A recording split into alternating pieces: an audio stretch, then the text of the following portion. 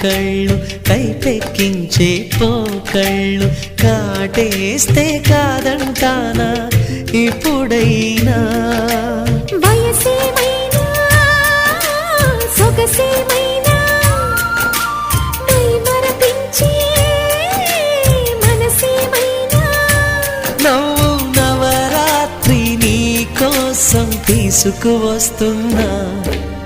మైనా ఏమైనావే మన్మథ మాసం అయినా ఎంతైనా ఇది మెత్తని మోసం